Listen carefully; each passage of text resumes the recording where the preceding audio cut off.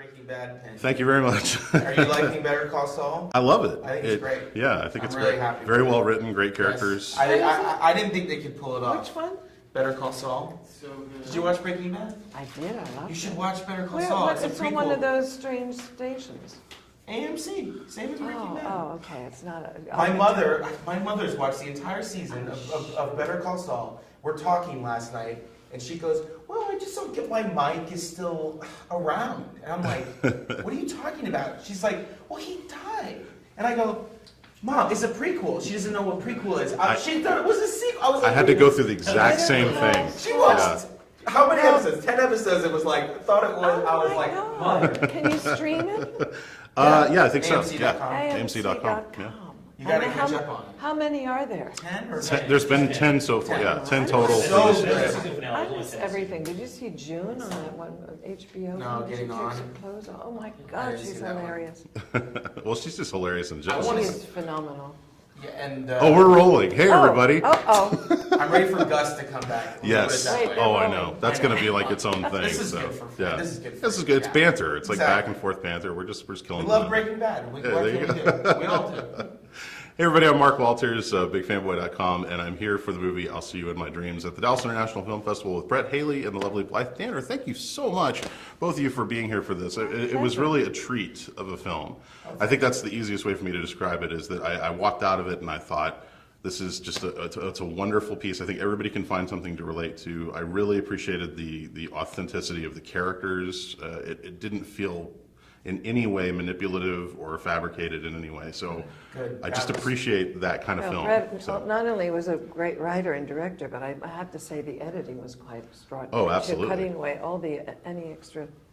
Yeah, I mean that was definitely the goal. You know, everything you said was my 100% goal in telling the story. Was something that's authentic and honest and real, that people can relate to, that doesn't, talk down or pander or take some sort of odd plot turn where you go, "Oh, come on, I don't buy that." Like, for me, it's always about honesty. Above all things, I want to buy it at all times. Yeah. And also when it goes back to editing the film, which I did edit the film, I never want to sit there and go, "I know this," right? That's Yeah. the thing. You never want an audience saying, "I know Yeah. this. I get it." Yeah. You want to surprise them and keep them entertained and keep them laughing, but also make sure that it rings true. If it doesn't ring true, then you're just doing it for plot's sake or for a laugh or for some cheap thing, and that's certainly not the goal. So I'm glad the film hit you that way, and I'm certainly I hope other people will go see this film because of its authenticity. That's the idea. Yeah, I mean, and you bring up editing, which I think sometimes people don't realize just how important of Yeah. that part of the process that is. Super important. I do want to talk, just to start off with, like how did you come up with the idea, and Blythe, how did you get involved in this project, just to kind of kick things off? Let's start with that. Yeah, I came up with the idea as sort of a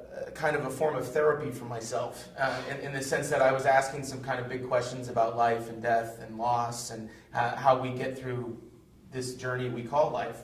And this character of Carol Peterson came to me, and I knew that she was the vessel to sort of express those questions that I had. And I knew it would mean more coming from an older character to have that life experience. And I think this was just a venue for me to ask some questions and really ask myself some questions, some hard things about life and love and about how we can get through life unscathed. But that life is also the most beautiful journey. Yeah. And it's about finding that balance. So for me, that's where the inspiration came from. And Blythe was always my first choice. And Which I still can't get over. Great first choice. I think Yes. it's terrific first I choice. know, I kept saying, are you sure? But I mean, to be handed a script that's so perfect Yeah. and, a real gift to me. I mean, at my age, to get a script like this, it's so three-dimensional. A woman who is so beautifully drawn, and with this cast, it was just magical. It was really what I thought would be a real effort and difficult to shoot in 18 days and long days. You guys shot this in 18 days? Yes. That's amazing. It was That's just amazing. extraordinary. we never went over 12 hours, ever. Oh, Well, we didn't. No, we were That's always right. 10 It was to very 11 kind hours. to me. It felt longer to me, but that's because I'm old. Yeah. Well, it's such a beautiful showcase piece for you, Blythe. Yeah, I mean, to be I able know. to. I've never had a role like this, so how could I not be so grateful for it, which I am. And it's an honor to be the guy to give her this. Right, I mean, really, without her performance, this movie's nothing. I call Blythe my biggest collaborator on the film because she's in every scene of the film. Without her performance, this film doesn't work. It simply will not. She carries it on her shoulders, and I'm so proud of her and so happy that people are really. I mean, I've seen her on stage, and I think New Yorkers really have gotten a chance to see her as the amazing leading lady that she is. I'm just glad we got to put it in a movie so that a wider audience can get to see it. I did want to ask you about the scenes when you've got the girls sitting around the table with you and June Squibb and Mary Kay Place and Rhea Perlman. You're all so wonderful, and I have to believe that you probably could have just rolled the camera for hours on that. Was there some stuff that didn't get into the final film? We cut those way down. Those were actually really long scenes. Right. Too long, I think, looking back on it. And that's, again, where editing comes in.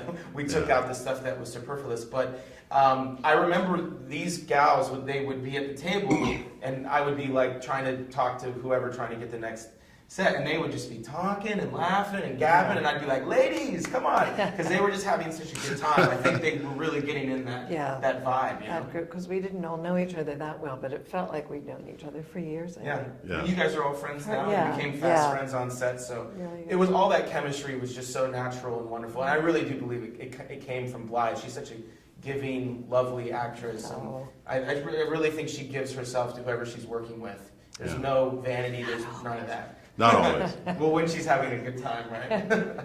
Well, I'm being told I have to wrap this up, but I did want to ask you, what is like maybe some of the most special things you've heard in terms of feedback from the film, like people coming up to you and telling you their thoughts on it? I'm sure people can. A couple of older women, which is who were really also. I thought those would be the people who would be our greatest audience, but I've been impressed with some of the young people. Yeah. I mean, I've done a few interviews with younger people, and they just were waxing poetic about it. And I thought, this is not great, because I thought that you maybe had as senior citizens in mind as your viewers, but that certainly is not the case. Yeah, we definitely want this to be a universal film. I think that it is, and I think I have been seeing people from teenagers all the way up into 80s, 90s.